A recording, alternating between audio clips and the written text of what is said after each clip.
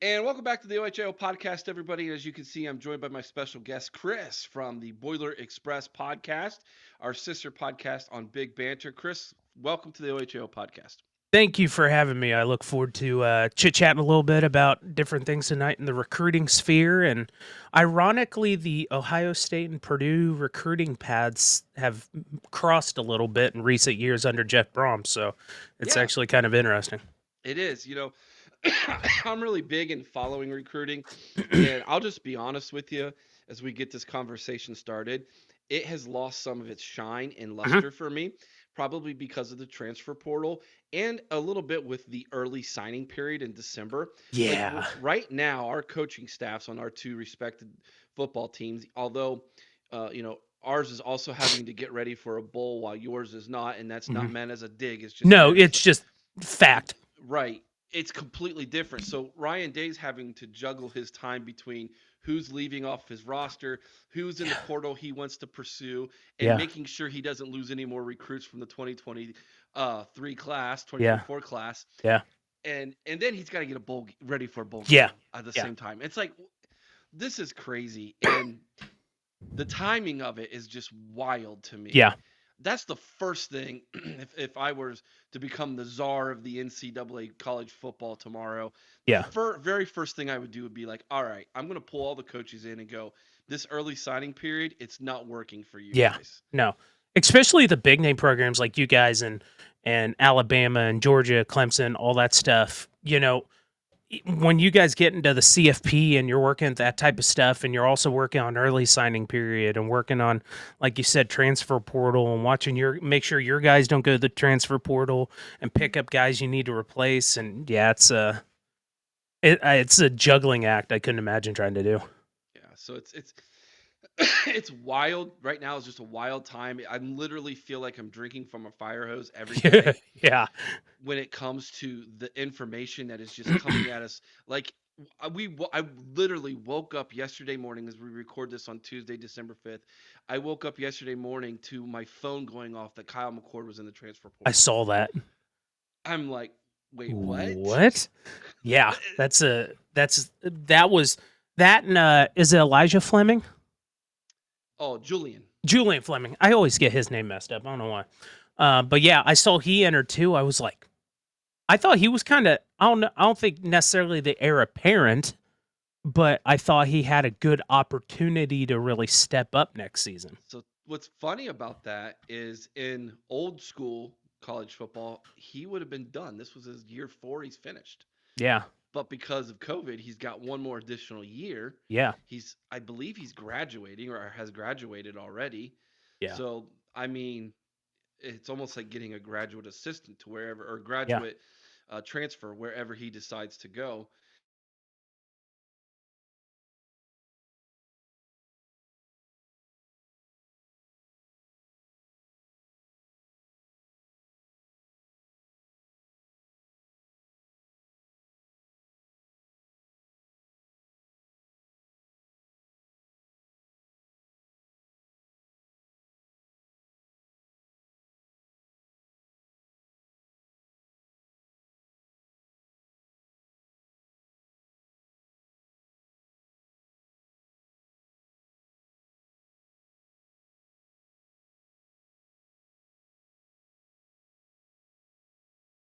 How do Purdue fans view Ohio State when it comes to the sphere of recruiting? I know how your fans look at us as a football team and as a Yeah. program, but talking specifically about recruiting, how do Purdue fans look at what Ohio State does? So I would say like if like with Rondale Moore and David Bell, for example, when we were able to snag a couple of those, I think George Karlaftis was offered by Ohio State too. When we were able to snag a couple of those, and kind of the same thing with Michigan, if we're able to compete with those bigger name schools and fight for recruits and end up getting those recruits, that's kind of a big thing. But like, I think a lot of Purdue fans aren't ignorant. Like, it's two different worlds between Purdue and Ohio State or Purdue and Michigan, Purdue and Georgia. Like there are just different ends of the spectrum when it comes to talent you're trying to recruit, like reasons you're trying to recruit, if that makes sense. But this kind of brings me back to a point where I've never understood where like, for example, a 5-star wide receiver goes to Alabama that has 10 other 5-star wide receivers. Like, I understand, like, would you rather be, like, the top dog on, like, a mediocre team that makes them better? Or would you rather be 3rd string on a national title team? Like, that's where it gets I've never understood, like, Clemson had it one year where, um, there's a couple different quarterbacks. It was in, Trevor Lawrence's class, where they had, like, 3 or 4 5-star quarterbacks. Hmm. I'm like, "You're all not gonna play, and at best, especially when you're in, like, the same class or same consecutive classes, like, you might get 1 year, 2 years, or if you take that talent and turn it back around to a school, say, like a Purdue or a Baylor or Texas Tech or somebody in that kind of mid-range that you might get noticeable or notice more for driving that team into being a New Year's Six bowl team or something like that. I think on when you look at it from our perspective, I think you look at the like, hey, the percentage of guys we put in the NFL, the prestige of playing at a blue collar national power, the idea that you're going to get developed. Mhm. Um, I mean that's what they talk about in the wide receiver room all the time. It's being developed. Right. Um, those are things that you try to use to persuade a young man to come Yeah. to your university. If you're in Ohio State, if you're a team up north, if you're in Alabama, Yeah. if you're USC, Yeah. um, I understand the um, what a recruit has to weigh in the balances when Yeah. he thinks about I can go to Ohio State, I can get developed possibly, might play by the time I'm a sophomore if things go really well. Right. More than likely, I'm going to be hitting the field no later than a junior Mhm. if I believe in myself. Yeah. Two, I can get on the field much earlier at another program and Mhm. be the big dog on campus, Yeah. right? Yeah. And I think what we're seeing happen right Mhm. now in the transfer portal is a lot of young men go for the prestige, the shiny object. Yeah. And when they get there, they realize it's going to be a lot harder than I anticipated. Mhm. And Or they want that instant gratification. and Yeah. so then they jump in the portal and they think maybe I can do the same thing at just a different way at another Yeah. school. Yeah. And for some, that absolutely is the case. For others, I think they find out the hard way that they aren't who they thought they were. Right. And that's where, like, and this is a basketball comparison, but Matt Painter has always said players that transfer out of our basketball program have never been better at their next school. They've never gotten better or never seen more minutes or this or that.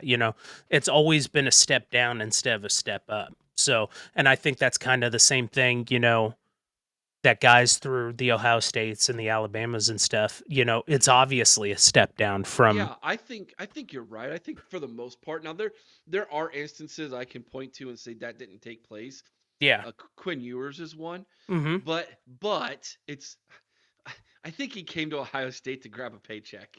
It was Yeah. like deuces. Like Yeah. I'm going back Yeah. home, right? Yeah. Like I really don't know how much of that was I'm leaving because I'm not going to play. Right. um, so I don't know that you can use that one, but I'm sure if I think about it long enough, I can Yeah. come up with another instance where there was Yeah. a player who left who actually maybe did better where he went. Yeah. Um, recently, John Baptiste Yeah. to Notre Dame, maybe Yeah, he played maybe. he played better. Yeah. I still don't think he's going to get drafted, but No. You he, can he maybe make the argument for Caleb Williams because he really from did from play at Oklahoma Oklahoma to to USC, USC. but he was so young, Yeah, and that's the I mean, following his tech coach. yeah, technically that's the case. Um, I'm a homer to it, but go ahead. Well, no, that's not that wouldn't work. I was gonna say Michael Penix Jr., but he went from Yeah, Indiana to to Washington. Washington. Yeah, that was a Yeah, step up. yeah. Now But in it's that good. case, he did do better because he wasn't running for his life and things like that, and he actually got to throw the ball, which is the weird concept. Um, and this is a homer pick, but I think it kind of plays in is kind of Hudson Card's case. Hmm. So, who was before Shark? Uh, Charlie. Gosh dang it, I can't think of his name. I always want to say Charlie Weiss. I know that's not right. At at Um, at Texas. at Texas, black guy. Oh, Herman. Or yeah, maybe it was under Herman. I don't remember.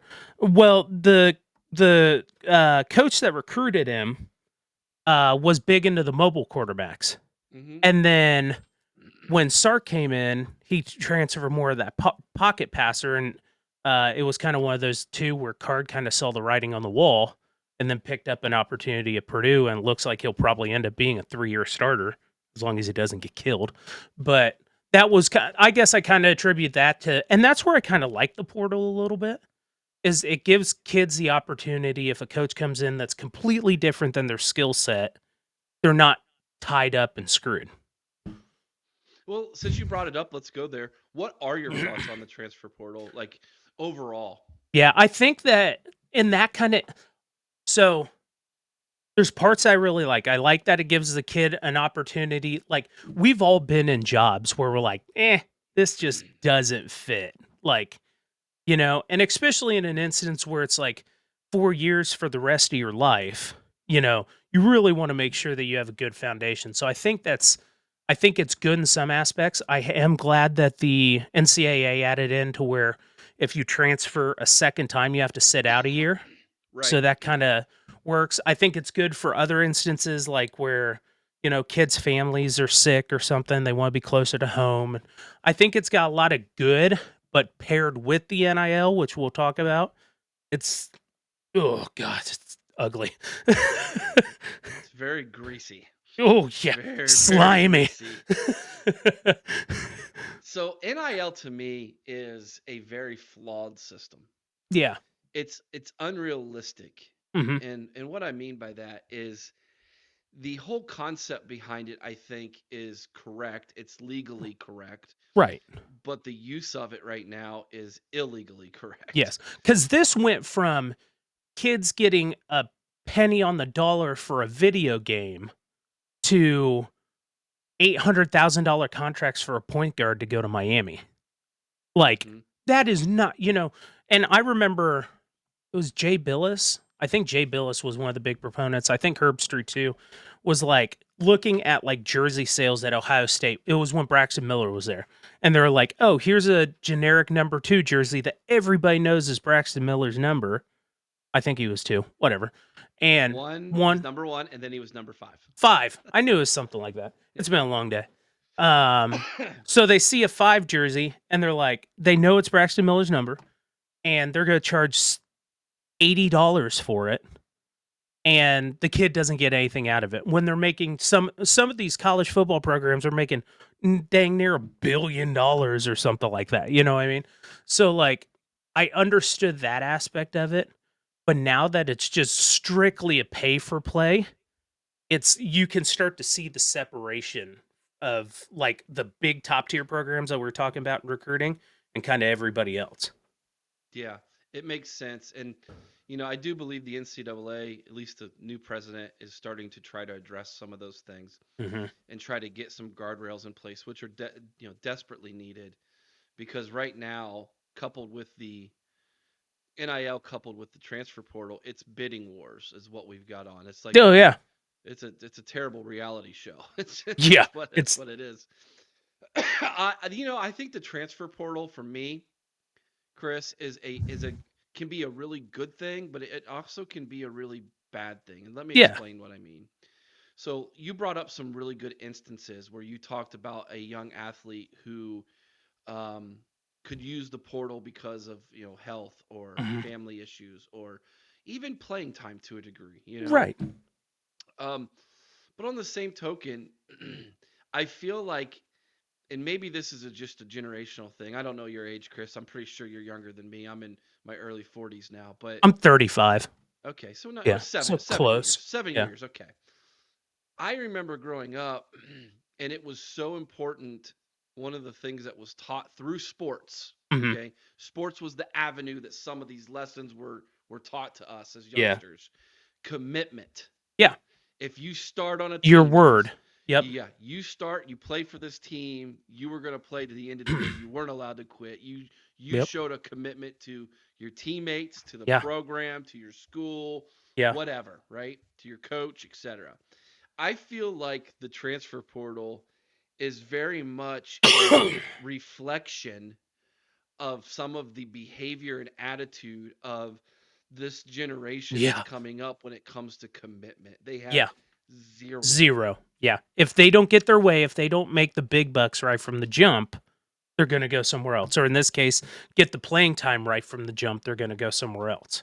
Which, I mean, as one of the smaller school not smaller schools, but lower level schools compared to the Ohio States, that's awesome for us because a lot of the times those kids that go to, like, the Ohio States, when they transfer out, a lot of the times they try and go to, like, a Purdue or something, so they stay in that big Power 5 Division I conference, but they're not trying to compete with 110 other 5 stars.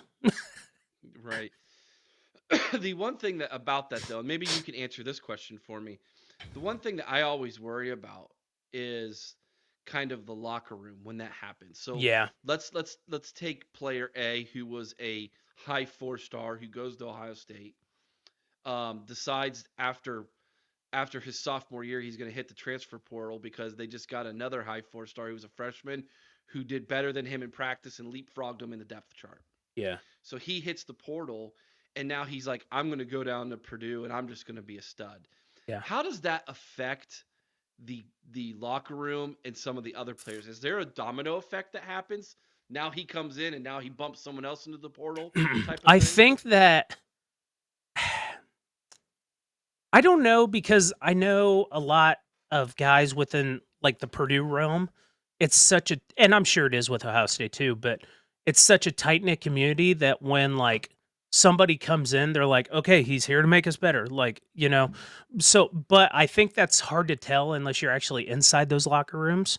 I do know like so I'm friends with Jackson Anthrop. And his freshman or sophomore year, when Braun first came in, he was the big slot receiver guy. He played crazy against Louisville that opening game of the season, was a stud that whole year. Next year, Rondale Moore comes in and kind of takes that spotlight. So I think, but I also think at the same time, a lot of these kids have been around sports long enough. They know that it just takes one guy and they're going to get dinged down to the second string or a backup somewhere. So I don't know if it's surprising at all, but maybe coming in, a guy who wasn't committed to a team 2 years ago who now comes in and takes some of that limelight. I could see how it'd be problematic, but they might just deal with it. They know that's the way kind of college sports is right now. I don't know. Yeah. It was interesting. Ryan Day talked in his press conference this past weekend how that the attitude of the coaching staff when it comes to the portal has changed. Mhm. So they were very much of we need to be very selective of who we bring in because we don't want to disrupt, the locker room, right? You don't And want to I bring in an Odell Beckham Jr. and have him turn a cancer of a locker room. Right. So there was that talk, and now Ryan Day flat out came out and admitted this weekend the attitude towards the transfer portal has to change now because when you lose 12 guys, if you think about it, so we lost 12 basically underclassmen Yeah. to the portal. You couple that with the 21 seniors who are going, and with the handful of juniors who will go early to the NFL, Yeah. that it's estimated that Ohio State is going to have to replace 45 to 50% of its roster Yeah. in 1 year now. Yeah. So the attitude towards the transfer portal has got to change. Yeah, and And especially at a program like yours where, one loss is a bad season, yeah, well, depending it on who depends. this loss is to, Yeah, but there you go. You got it, right?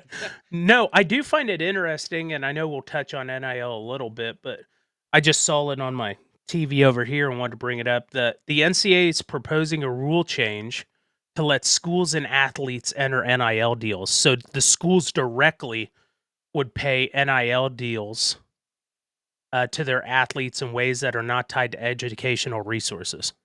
Yeah, and I think it's also I think they want to cap it. Yeah, And then And that, yeah, yeah, yeah, there it is. Yeah, and skimming through this quickly.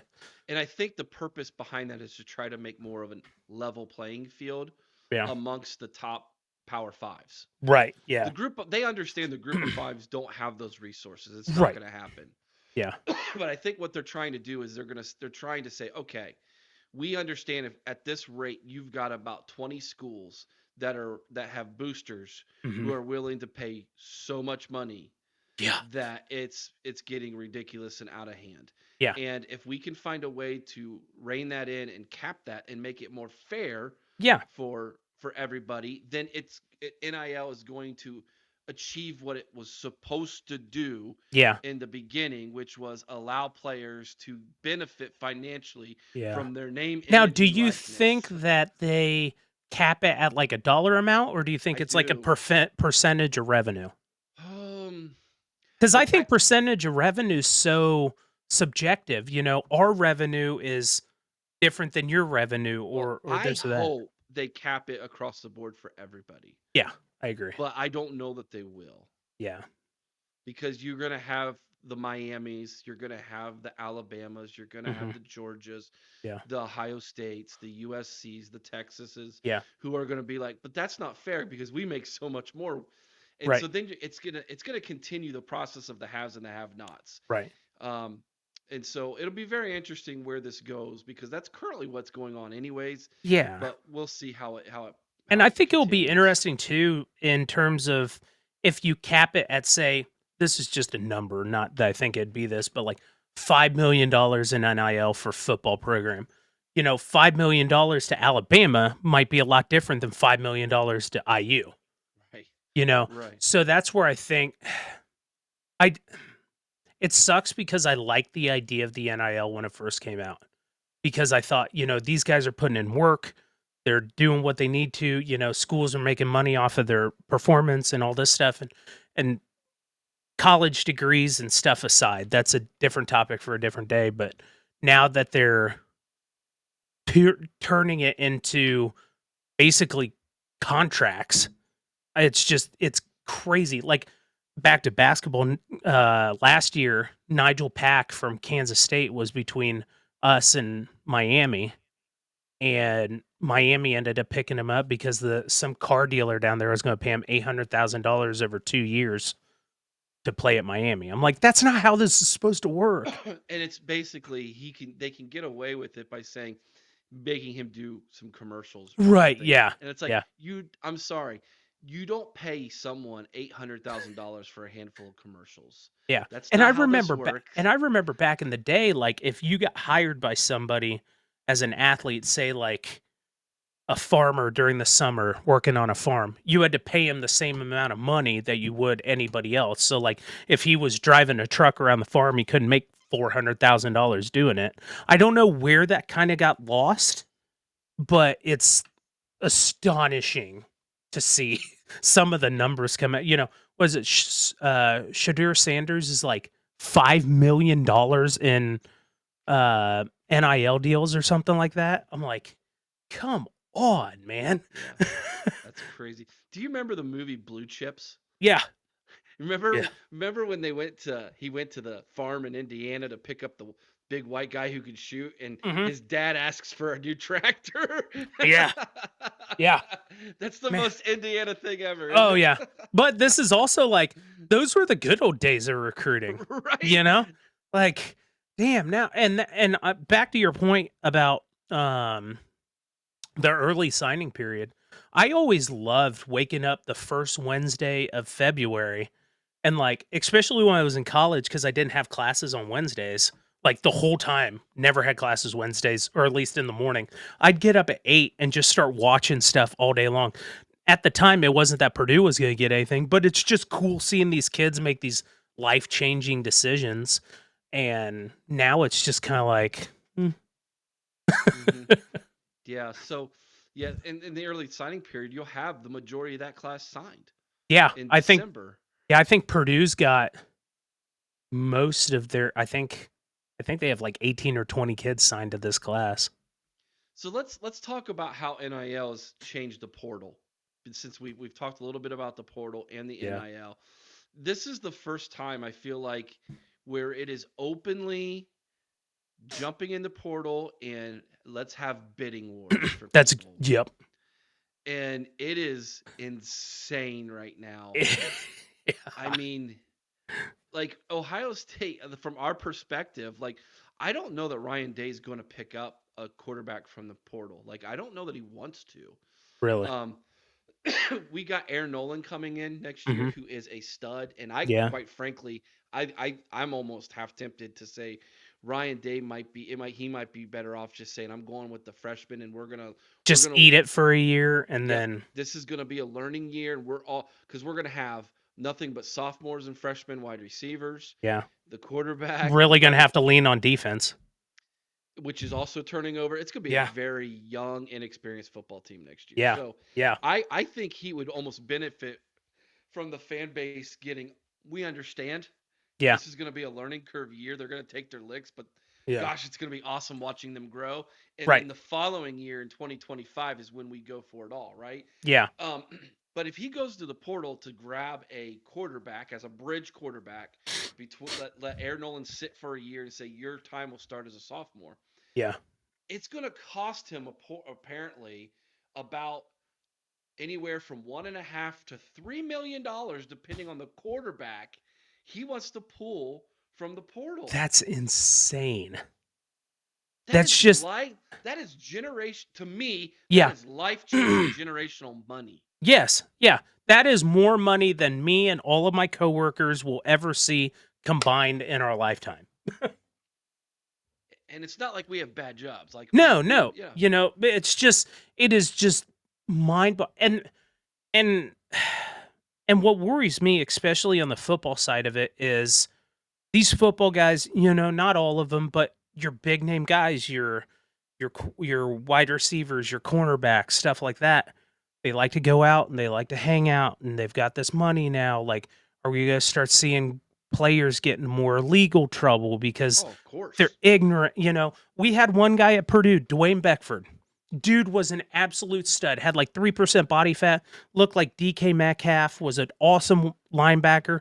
Dude couldn't stop smoking dope and driving drunk. And now, if you take that same kid with all that same potential, hand him $1 million, then what's he gonna do?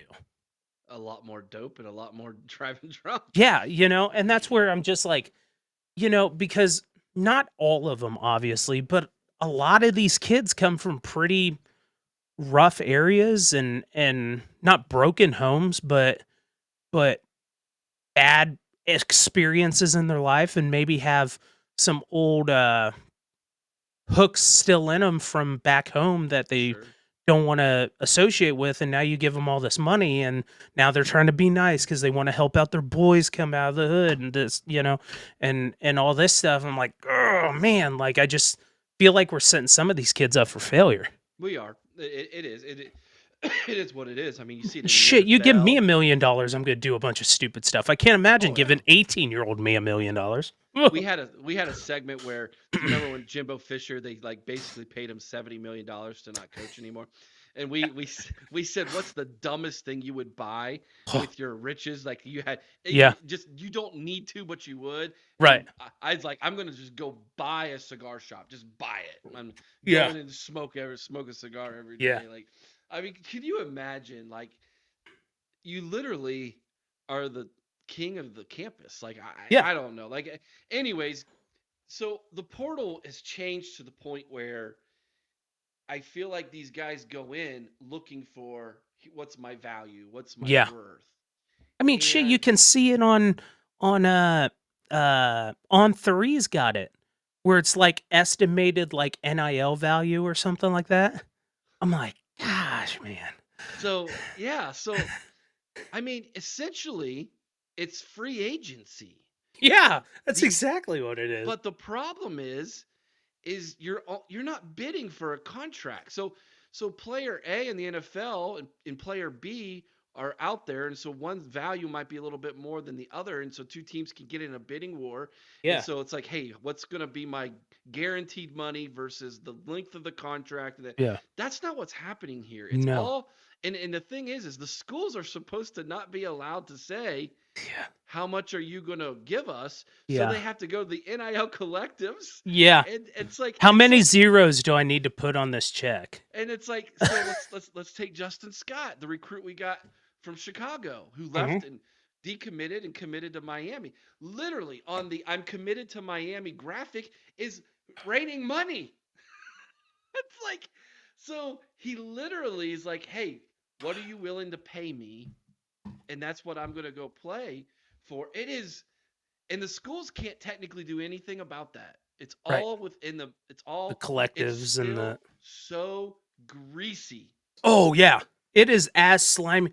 And and the thing is like if this is how it is now when it's out in the open, what was it like behind closed doors 20 years ago? It was exactly like this, just no one was allowed to No talk one about knew it. about it. Yeah. Now it's here it is. Yeah. Like you said, now Yeah. it's right there on 3. Here's your Yeah. value. It's Yeah. like, what? Gosh, man, like it's mind-boggling. Like and Can you that's what imagine a recruit walk sitting down across from Coach Walters or Coach Day and saying, "Coach, I know what I'm worth." jeez. I know. And I got to say that's the one thing I really like about Walters is any interview or anything and I'm assuming this is how he is day to day. He's just going to say it.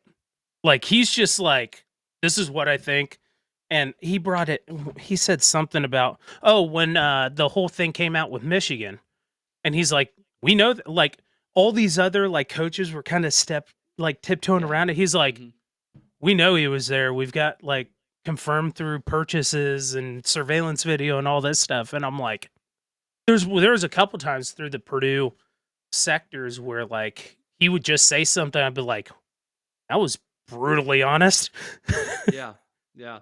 Yeah, that's when he became like one of Ohio State's favorite coaches in the Big Ten was that day. Oh We're all yeah, I like, bet. "Yeah." I bet. Yeah, No, I think I absolutely. definitely think that the NIL creates problems. The transfer portal creates problems. Both of them together is a monstrosity to the sport of college football or college basketball. Yeah.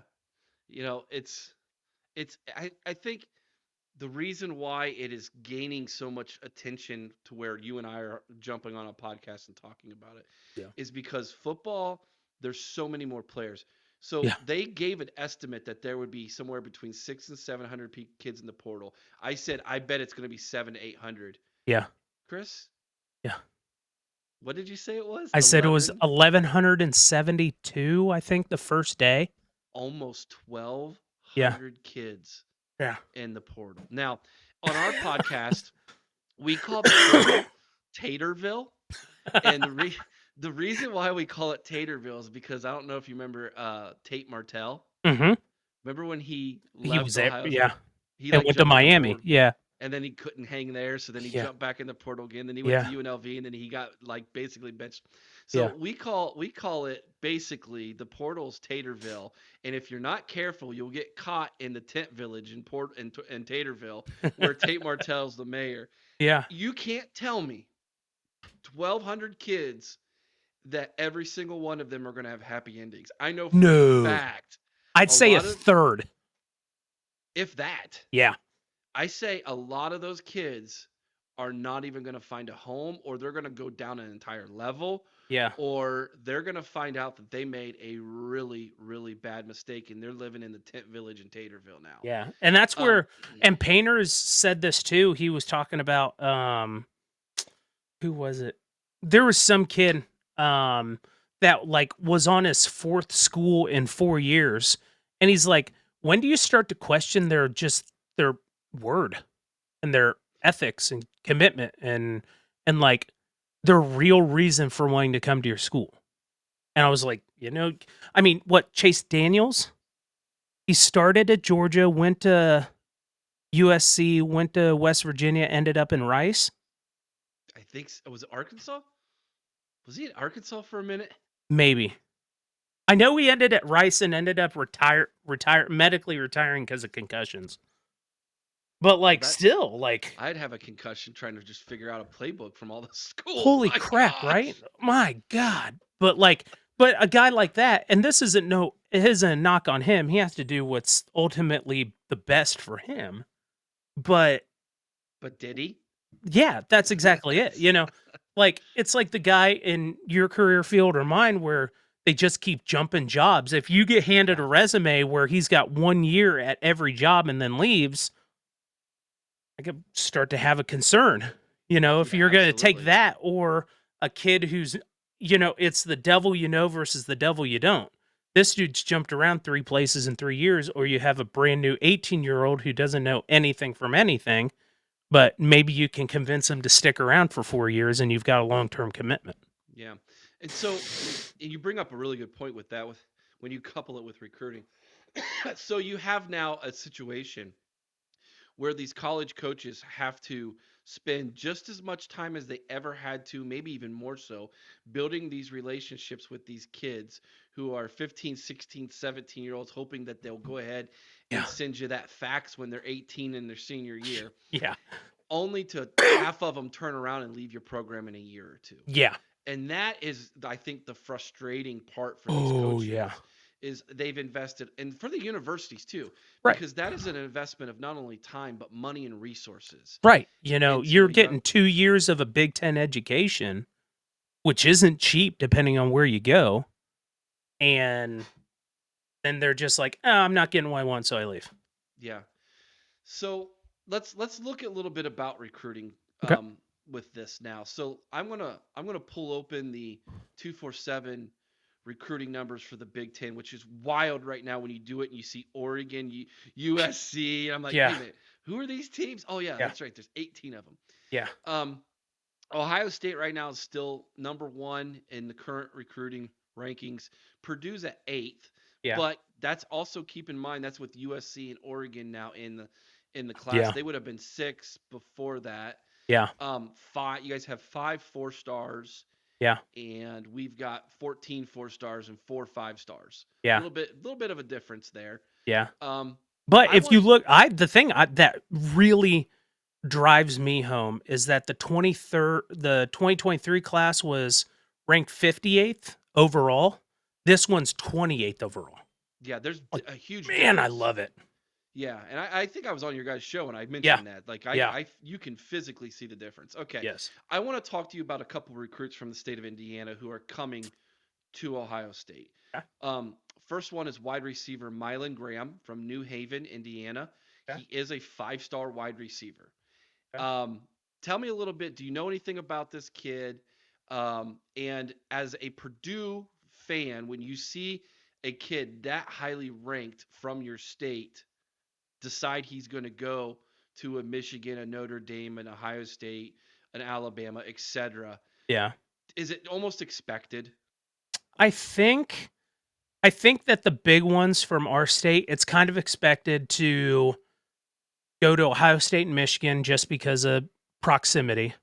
The ones that throw me off are kind of in that same class. It's Nitarion Tuggle goes to Georgia. What? And then you're always fighting with Notre Dame.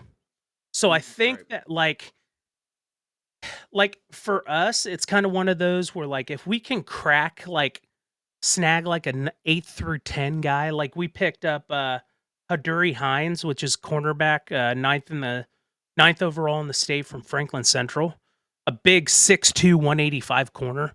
Like that's a win. Like, trying to keep as much of that talent. And I think as much of that is if you're going to try and maintain that in-state pipeline, you've better be damn good at developing. You've Yeah. gotta get a really good development program because 'cause you're not gonna hit those home run balls. You've gotta find guys who, when they're a junior, are lights out, but when you see them as a freshman, they look like putty. Mm-hmm. That's just kinda my thing about. No, the Mylan Graham kid, he's 6'1", 170, but he's just got wheels on him, and he's got really good hands, and I think he really fits in that Ryan Day system. Um He kind of reminds me of another Indiana kid that hit big at Ohio State and Terry McLaren. Yes. Yep. Yeah, I could totally see that. Um, and he is once he gets the ball, he runs like a gazelle. He's just so long strided that he just covers so much ground in a short amount of time. But no, I think that's a really, really good pickup. the other kid, Ian Moore, the Yeah, he's actually, in my opinion, right now, the gem of this class. mhm, I think he probably starts at offensive line for us in a mhm. year. Yeah, Probably not this first year, yeah, but he's our best offensive lineman in this class, in my yeah. opinion. And which is crazy if you look at his offer list, like, it's not bad by any means. I mean, you've got Penn State, you've got Michigan State, Miami, but, like, you don't see the Alabamas or the guys like that, so that was a really interesting snag just because he kinda seemed very under the radar until he wasn't. Yeah, yeah. So almost catching them before, like, as Yeah. after their sophomore year. That's what I've noticed Purdue has had good luck in too. Well, up until all the portal shenanigans, um, is kind of finding those guys as freshmen and sophomores and really establishing that connection, getting them to commit as a junior, and then poof, they just skyrocket after that. All right, let's flip over to your team, Okay. because this is where my listeners are going to be say what? Okay, Hmm. two of your best five players are from the state of Ohio Hmm. in your class, Yep. and Coy Beasley, That who kid's is a top 100, yeah, like a top 150 4-star, yeah, um, just an since absolute stud. Cincinnati LaSalle, which is a powerhouse Oh yeah, program in this state. Like, how in the world Ohio State, like, it was never even, I mean, we offered. yeah. I don't think he ever even visited. It No, was like, his only visits were Wisconsin, Pittsburgh, Syracuse, and Purdue. there you go. Yeah, So I mean, I think this was a swing and miss by Ohio State. They just didn't give him, and now it's really interesting yeah, because now all of a sudden we had all these cornerback defensive backs leaving the portal. yeah, We could have used them, yeah. Yeah. and he's And going to that's be the a crazy thing boilermaker, man. too, is where like you're like, "Oh, we're good at right guard or interior offensive lineman." And then at a drop of a hat, they're all gone and you're like, "Oh shit." Yeah. You know what I mean? I really like Galloway. Okay. He gives me a lot of Yeah. So you're talking about the tight end yeah. Tavian Galloway. So I actually know a lot about him. Yeah. So he started out in a town called Circleville, Okay. okay, which is a little farm community in southern Ohio between Columbus and Portsmouth, or Okay. eastern Kentucky. So, Yeah. and Circleville is like I said, it's a farming community, but it's a tough, really good Yeah. Division 2, 3 type of level football program. Yeah. He got a lot of attention right away because of his size. Ohio State was Yeah. after him. Um, I know LSU at one time he was Mhm. committed to He was committed to LSU, LSU, yeah. and he transfers to Pickerington, which is a powerhouse program in Columbus. Mhm. Okay, so very, very familiar with that program. He had a very good senior year. This is a kid who, again, I couple years ago was saying, why aren't we doing anything with this kid? I think the story I got was he never really wanted to be a Buckeye. So Hmm. um, he came to Ohio State. He visited Yeah. unofficially several times. Really? Yeah, even this past year he was there. Hmm. I think he's one of those kids who loves to be courted, but Yes. the story was when he met Walters, that was it. That was his guy. He Mhm. Walters made a connection with him Yeah. that he had with nobody else. And let's Yep. be honest, how can you have a connection with Brian Kelly? Mm. Mm. Come Him and on. his fake Southern accent.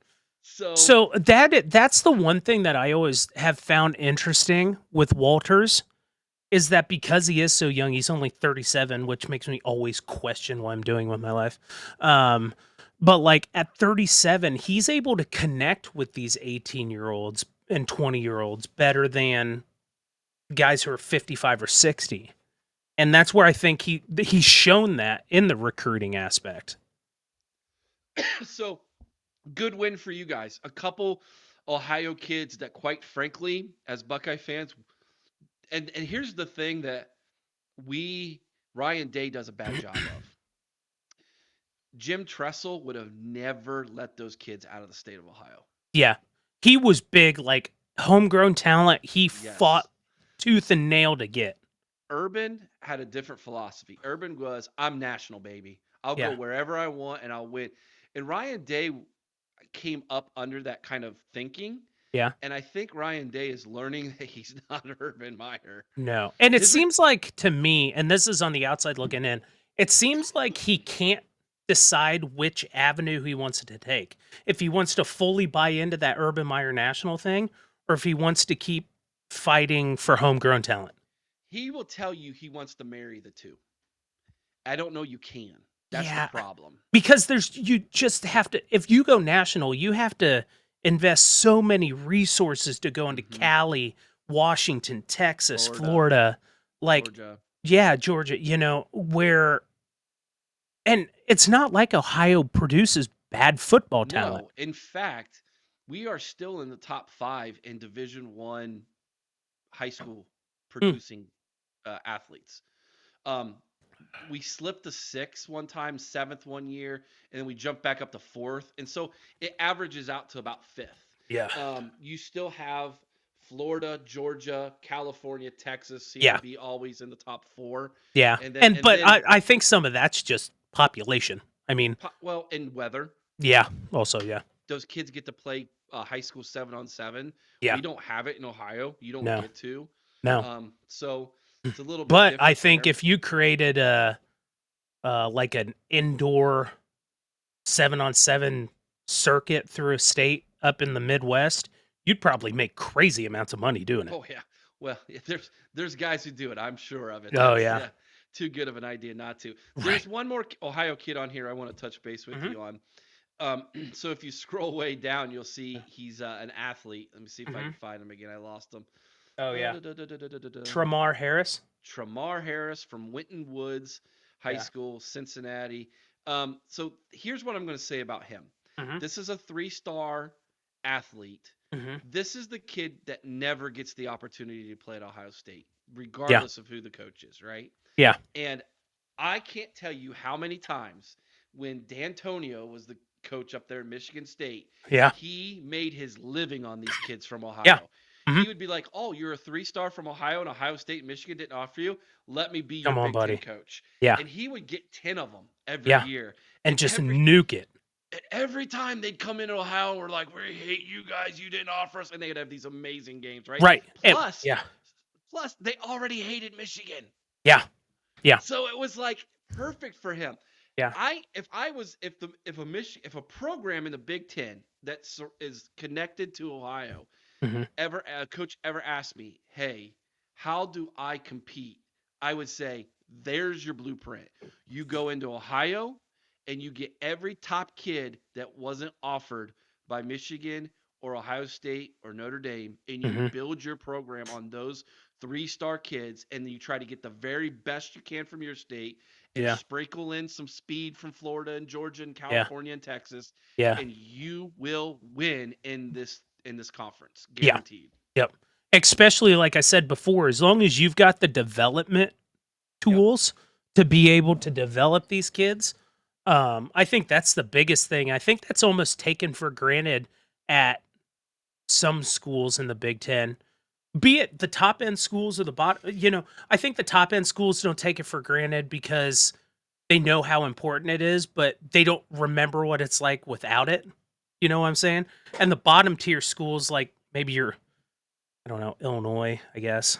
Nebraska or Northwestern, not so much, but like some Not of the anymore. no, yeah. We'll just say I don't know Maryland or something. Um, Perfect. uh, those bottom end schools that don't have that development and that talent, where like, and I'll be completely honest, a lot of Maryland's success has come from Tua 2.0. I think Mhm. had he not transferred there, I don't think they'd have made as big of a splash because you know this as well as I do. If you get a big star recruit, a lot of other recruits are going to be like, "Oh, he's going there. Maybe I should go there too." Mhm. So but I think Purdue's shown a propensity to be able to develop talent in a really good way. Nick Scorton and Kydron Jenkins are two examples I think of that just continue to get better year in and year out. So no, I think that that's how do I say it? An unsung hero of the development of recruits. That's cool, man. So I tell you what, let's do this again For sometimes. sure. We'll call it. We'll start our border wars again with the other podcasts. Yeah. We did it on our own a couple Yeah. years ago. I think it'd be cool to dive into individual states and just Oh look at yeah. how things are going for the 2025 recruiting class. Oh yeah, for After sure. after the 2024 kids sign and Dust that's done, settles and yeah, yeah. then we can jump into the next year and take a Yeah. look at that. But this has Yeah, been a for lot of sure. fun, Chris. Yeah, Tell same. it. Tell everybody where they can catch the Boiler Express podcast. So the Boiler Express podcast is on all of your Apple Podcasts, Spotify, under Boiler Express Podcast. We do our live show here in about 15 minutes Woo. on X and YouTube and Facebook. On X, we are I always have to remember because I don't want to say it wrong. Boiler_Express, and then it's just Boiler Express Podcast for YouTube and Facebook. All right, Chris. Thank you so All right, much. man. Look forward to joining you on your show again soon. Oh yeah, for sure. Likewise. Till the next time, go Bucks, right? Boiler up. Take care. See you, buddy.